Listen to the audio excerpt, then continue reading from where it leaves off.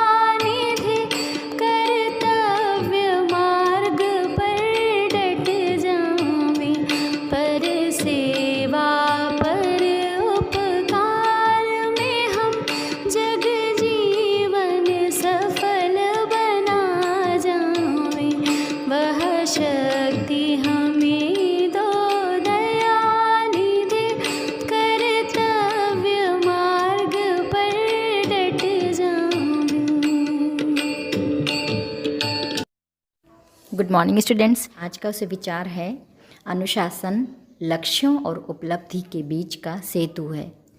Discipline is the bridge between goals and accomplishment. अर्थात अगर हम अनुशासित रहते हैं तो हम अपने लक्ष्य को निर्धारित करने के बाद अपनी उपलब्धि को ज़रूर हासिल कर पाते हैं। छात्र जीवन में अनुशासन ही हमारी सफलता को सुनिश्चित करती है। दूसरों के द्वारा बनाए गए अनुशासन को ही सिर्फ अनुशासन नहीं कहते, बल्कि हम खुद भी जो अनुशासन अपने लक्ष्यों को निर्धारित करने के लिए बनाते हैं उसको भी फॉलो करना हमारी सफलता या हमारे उपलब्धि को सुनिश्चित करता है। तो आज की थॉट में बस इतना ही। ओके बच्चों, थैंक यू। नमस्कार, प्रस्तुत है आज का शब्द। हमारा आज का शब्द है ZESTFULLY, जेस्टफुली, जिसका अर्थ होता है उत्साहपूर्वक। हम सभी लोग होली के त्योहार को उत्साहपूर्वक मनाते हैं। धन्यवाद। प्रभात बच्चों, पजल ऑफ द डे यानी आज की पहेली है, बूझो भैया एक पहेली, जब भी काटो तो निकले नई नवेली। सोचो सोचो सोचो बच्चों, ऐसी कौन सी चीज़ है जिसको जब भी काटा जाता है वो हमेशा नया नवेला ही निकलता है? सोच लिया? अरे अगर नहीं सोचा है तो जल्दी से सोचिए। चलिए मैं ही उत्तर बता देती हूँ। इसका उत्तर है pencil.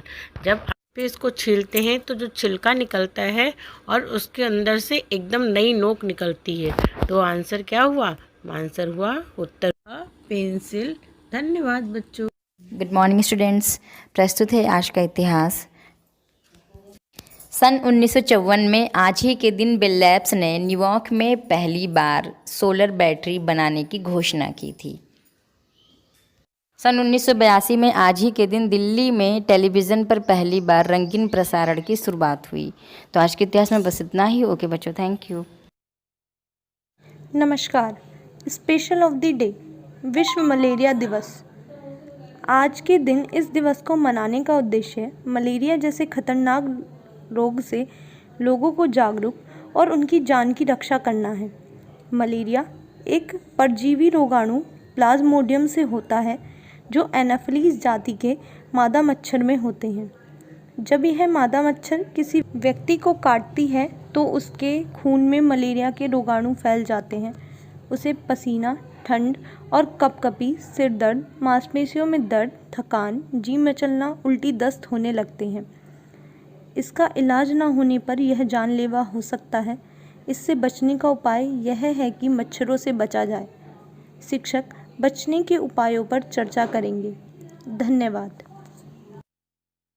Good morning everyone. Now it's quiz time. आज की प्रश्नोत्तरी में हम आपके लिए लेकर आए हैं भारत के प्रमुख भौगोलिक उपनाम। ब्लू माउंट्स किसे कहते हैं? नीलगिरी की पहाड़ियों को। काली नदी किस नदी का उपनाम है? शारदा नदी का। अंडों की टोकरी किस प्रदेश को कहते हैं? आंध्र प्रदेश। वो कौन सा शहर है जिसे राजस्थान का हृदय कहा जाता है? अजमेर शहर। धन्यवाद। गुड मॉर्निंग बच्चों, मैं लेकर आया हूँ आज का बाल गीत। जग जीवन जीना जटिल प्रभु नव जीवन लेकर आ जाओ। जग जीवन जीना जटिल प्रभु नव जीवन लेकर आ जाओ। ग्रहण भरे अंधकार घरों में प्यार का दीप जला जाओ। दम दवंग के दुर्गुण हर मन में दान दया सचु भर देना। मानवता उद्धार के खातिर हमको आगे कर देना। दीनहीन दिव्यांगों की सेवा में हमें लगा जाओ। जग जीवन जीना जटिल प्रभु नव जीवन लेकर आ जाओ। धन्यवाद। Good morning everyone. आज की कहानी है शेर और किशमिश। एक बार शेर शिकार की ताक में घूम रहा था। तभी दूर एक झोपड़ी से बच्चे के रोने की आवाज आई। शेर इधर उधर देखकर झोपड़ी में घुसने ही वाला था कि उसे औरत की आवाज आई। चुप हो जाओ, देखो लोमड़ी आ रही है। लेकिन बच्चे ने रोना बंद नहीं किया। माँ ने फिर कहा, वह देखो भालू आ गया, बंद करो रोना, नहीं तो भालू अंदर आ जाएगा। लेकिन बच्चे का रोना जारी रहा। खिड़की के नीचे बैठा शेर सोचने लगा कि कैसा बच्चा है जो भालू और लोमड़ी से भी नहीं डरा। उसे फिर जोर की भूख सताने लगी। शेर खड़ा हो गया। तभी माँ की आवाज आई, देखो शेर आ गया, शेर। वह रहा खिड़की के नीचे। लेकिन बच्चे का रोना फिर भी बंद नहीं हुआ। यह सुनकर शेर को बहुत ताज्जुब हुआ और बच्चे की बहादुरी से उसको डर लगने लगा। वह कैसे जान गई कि मैं खिड़की के पास हूँ? शेर ने सोचा। शेर को चिंता होने लगी। तभी माँ की फिर आवाज सुनाई दी, लो अब चुप रहो, यह देखो किशमिश। बच्चे ने फौरन रोना बंद कर दिया। बिल्कुल सन्नाटा छा गया। शेर ने सोचा, यह किशमिश कौन है? बहुत खूंखार होगा। अब तो शेर भी किशमिश के बारे में सोचकर डरने लगा। उसी समय कोई भारी चीज धम से उसकी पीठ पर गिरी। शेर अपनी जान बचाकर वहां से भाग गया। उसने सोचा कि उसकी पीठ पर किशमिश ही कूदा होगा। असल में उसकी पीठ पर एक चोर कूदा था जो उस घर में गाय भैंस चुराने आया था। अंधेरे में शेर को गाय समझकर वह छत पर से उसकी पीठ पर कूद गया था। चोर भी शेर का देखकर डर के मारे भाग गया। धन्यवाद।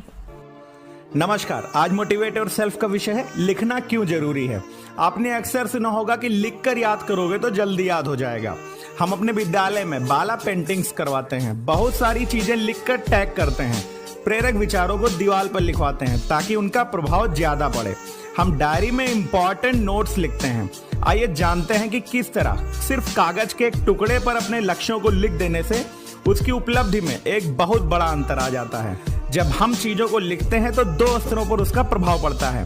पहला बाहरी संग्रहण और दूसरी इनकोडिंग जो हमारे मस्तिष्क में होती है। किसी चीज को कागज पर लिखने से वो हमारी पहुंच में आ जाती है और उसकी समीक्षा करना आसान हो जाता है। अगर हम उसे किसी ऐसी जगह चिपका देते हैं जहां पर हमारी नजर बार बार पड़ती है तो वो हमें धीरे धीरे याद हो जाता है। अब हम बात करते हैं इनकोडिंग की। ये एक जैविक प्रक्रिया है जिसके द्वारा हमारा मस्तिष्क यह निर्णय लेता है कि हमारी दीर्घकालिक स्मृति में क्या रखना है और क्या छोड़ देना है। लेखन इस इनकोडिंग प्रक्रिया में सुधार करता है। दूसरे शब्दों में जो चीजें हम लिखते हैं उनके याद किए जाने की अधिक संभावना होती है। अब देखते हैं ये काम कैसे करता है। हमारा मस्तिष्क उन चीजों के लिए बेहतर स्मृति प्रदर्शित करता है जो हम खुद जनरेट करते हैं, क्रिएट करते हैं, बजाय उन चीजों के जो हम सिर्फ पढ़ते हैं या सुनते हैं। इसे जनरेशन इफेक्ट कहते हैं। जब हम अपने लक्ष्य लिखते हैं तो हमारे मस्तिष्क को 2 बार जनरेशन इफेक्ट प्राप्त होता है। पहला, जब हम अपने मस्तिष्क में चिंतन करके उसकी छवि बनाते हैं, और दूसरा, जब हम उसे लिखते हैं, क्योंकि तब हम उस छवि को पुनर्जीवित कर रहे होते हैं। लिखने से वास्तव में महत्वपूर्ण जानकारी को याद करने में भी सुधार होता है। सामान्यतः हम वही चीजें लिखते हैं जो सामान्य रूप से याद नहीं होती और जो बेहतर होती हैं। एक अध्ययन में पाया गया कि जो लोग कक्षा में नोट्स नहीं ले रहे थे उन्हें कक्षा के बाद कई महत्वहीन तथ्य भी याद थे, लेकिन जो लोग नोट्स ले रहे थे उन्हें कम महत्वहीन तथ्य याद थे जबकि ज्यादा महत्वपूर्ण तथ्य याद थे। इस प्रकार लिखना न सिर्फ याद करने में मददगार होता है बल्कि यह वास्तव में महत्वपूर्ण सामग्री पर ध्यान केंद्रित करने में मदद करके हमारे दिमाग को अधिक कुशल बनाता है। धन्यवाद। आपका दिन शुभ हो।